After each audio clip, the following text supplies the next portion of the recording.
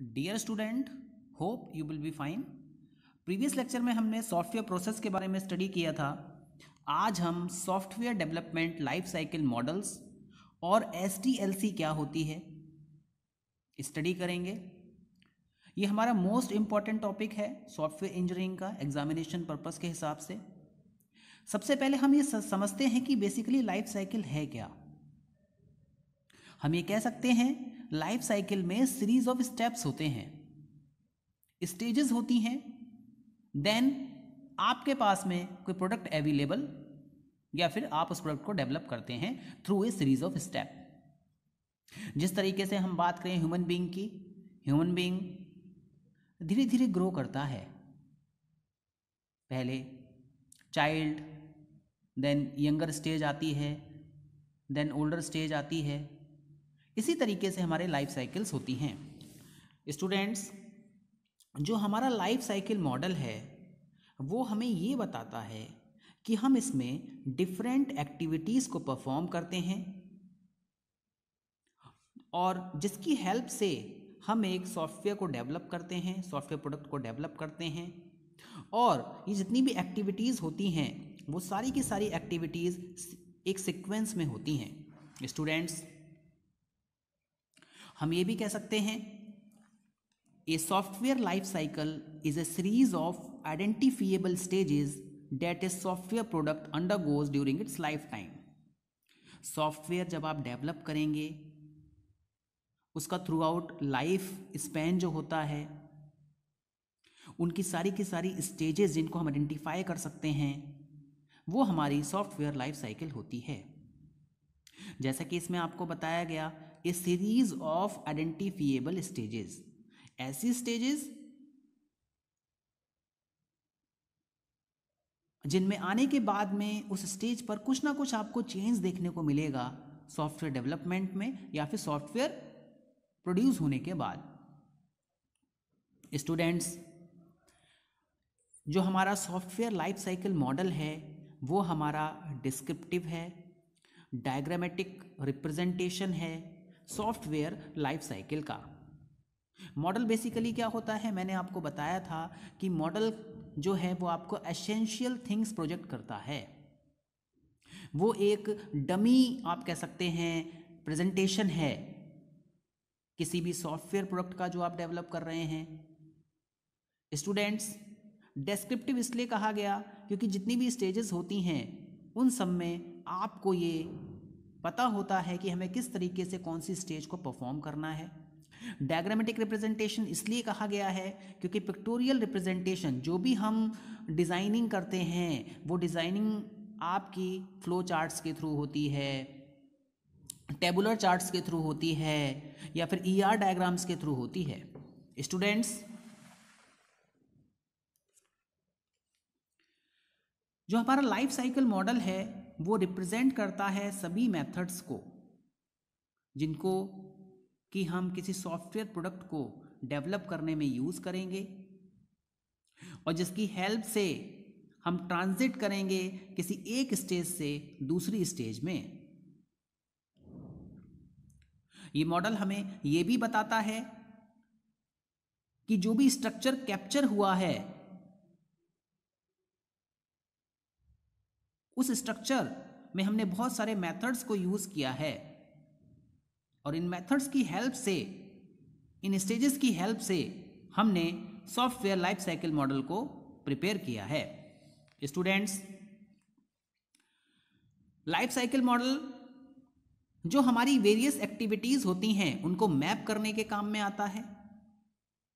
किसी भी software product की जो आप परफॉर्म करेंगे एक्टिविटीज़, जैसे उसके इंसेप्शन से और उसके रिटायरमेंट तक, आपने सॉफ्टवेयर को डेवलप करना स्टार्ट किया और जब तक वो आपका सॉफ्टवेयर मार्केट में रहा तब तक जितनी भी एक्टिविटीज़ आप परफॉर्म करेंगे वो आपका लाइफ साइकिल मॉडल कहलाएगा। Students, different life cycle models may plan the necessary development activities two phases in different ways. हमारे पास में डिफरेंट मॉडल्स हैं जिनकी हेल्प से हम किसी सॉफ्टवेयर प्रोडक्ट को डेवलप करेंगे और ये जितने भी मॉडल्स हैं वो आपको नेसेसरी डेवलपमेंट एक्टिविटीज़ को बताते हैं जिनको कि फेजेस में रिप्रेजेंट किया गया है। स्टूडेंट्स, हमें SDLC की नीड क्या है, सबसे पहले तो हमें ये समझना है। देखिए, SDLC जो है वो आपको एक प्रॉपर सिस्टमेटिक और इफेक्टिव वे देता है जिसके थ्रू आप किसी भी सॉफ्टवेयर को डेवलप कर सकते हो। स्टूडेंट्स, अगर आप ऐसा नहीं करेंगे, सपोज आपने SDLC को या किसी मॉडल को फॉलो नहीं किया, कोई टीम किसी सॉफ्टवेयर प्रोडक्ट को डेवलप कर रही है, there must be a clear understanding among team representative about when and what to do, otherwise it would point to project failure। Project की टीम को ये पता है कि कौन से टाइम पर मुझे कौन सा स्टेप परफॉर्म करना है, कौन सी स्टेज आएगी। अगर ऐसा नहीं होता है, प्लान वे में अगर किसी सॉफ्टवेयर प्रोडक्ट को डेवलप नहीं किया जाता है, किसी मॉडल को फॉलो नहीं किया जाता है, तो प्रोजेक्ट आपका फेलियर हो जाता है, क्योंकि जितनी भी टीम होगी वो अपने अकॉर्डिंग, इससे पहले आपको बताया था, इस शॉर्ट ट्रिक वे फॉलो करेगी। स्टूडेंट्स, जो हमारे लाइफ साइकिल मॉडल्स हैं वो आपको एंट्री और एग्जिट क्राइटेरिया दिखाते हैं किसी भी फेज का, कब आप उस फेज में एंट्री कर रहे हैं और कब आप उससे एग्जिट करेंगे। हम ये कह सकते हैं, a phase can begin only if the stage entry criteria have been fulfilled. जब तक एंट्री क्राइटेरिया आप फुलफिल नहीं करेंगे तब तक आप नेक्स्ट स्टेज में नहीं जाएंगे और ना ही वो फेज आपका फुलफिल होगा। तो आपको ये ध्यान में रखना है कि अगर आप सॉफ्टवेयर लाइफ साइकिल यूज़ नहीं कर रहे हैं तो आपके लिए बहुत ही मुश्किल हो जाएगा प्रोजेक्ट मैनेजर्स को किसी भी प्रोजेक्ट की प्रोग्रेस को मॉनिटर करना। तो इसलिए ये लाइफ साइकिल मॉडल फॉलो किए जाते हैं। स्टूडेंट्स, हम बात करते हैं SDLC साइकिल की। देखिए, अगर मैं सिस्टम डेवलपमेंट लाइफ साइकिल की बात करूं तो हमारे पास में सबसे पहले क्या है, रिक्वायरमेंट एनालिसिस होती है।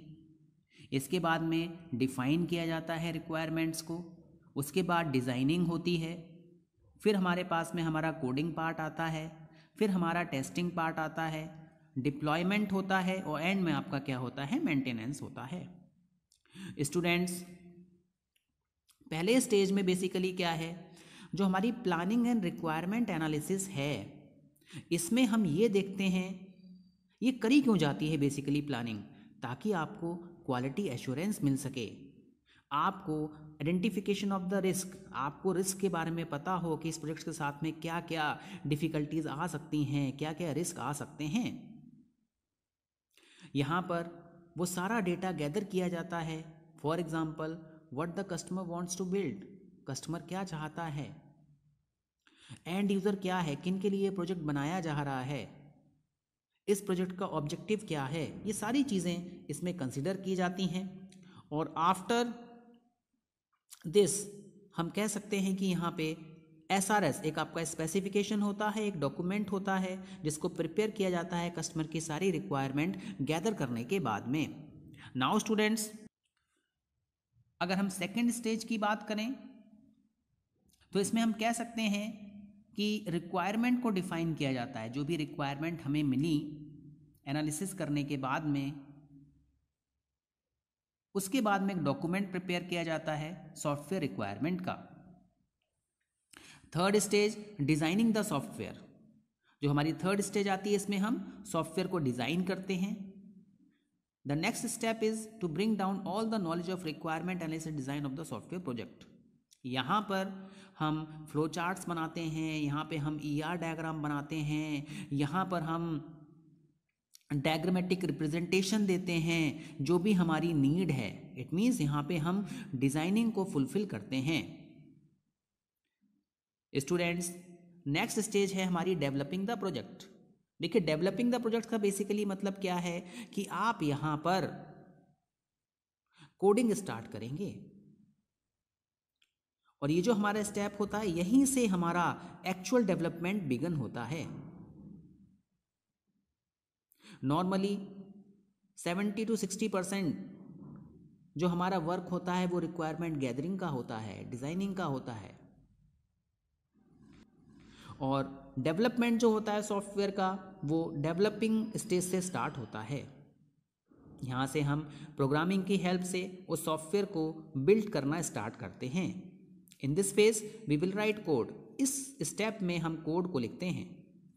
स्टूडेंट्स, जो हमारा नेक्स्ट स्टेप है वो टेस्टिंग का स्टेप है। जैसे ही कोड जनरेट होता है उसको टेस्ट किया जाता है, ये देखने के लिए कि जो हमने प्रोजेक्ट बनाया है, यूज़र जो रिक्वायरमेंट चाहता है, वो जो हमने सॉफ्टवेयर डेवलप किया है उन रिक्वायरमेंट्स को वो फुलफिल कर रहा है या नहीं कर रहा है। इस स्टेज में सारी प्रॉब्लम्स को एड्रेस किया जाता है और गैदर किया जाता है जो भी हमने रिक्वायरमेंट स्टेज में देखा था। टेस्टिंग हमें ये बताती है कि हमारा project according to the user है।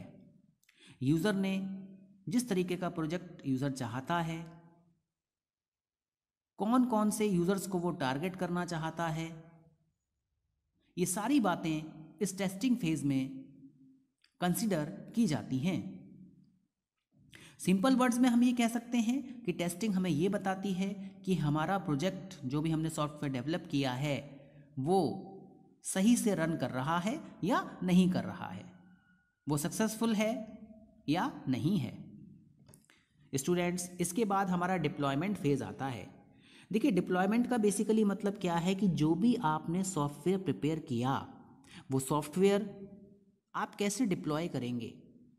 सॉफ्टवेयर को सर्वर्स के थ्रू डिप्लॉय किया जाता है। आपने देखा होगा वेबसाइट्स बनती हैं तो वेबसाइट्स को सर्वर पर डिप्लॉयमेंट होता है, उनकी होस्टिंग होती है, उसके बाद में यूज़र उनको कहीं से भी एक्सेस कर सकता है www के थ्रू।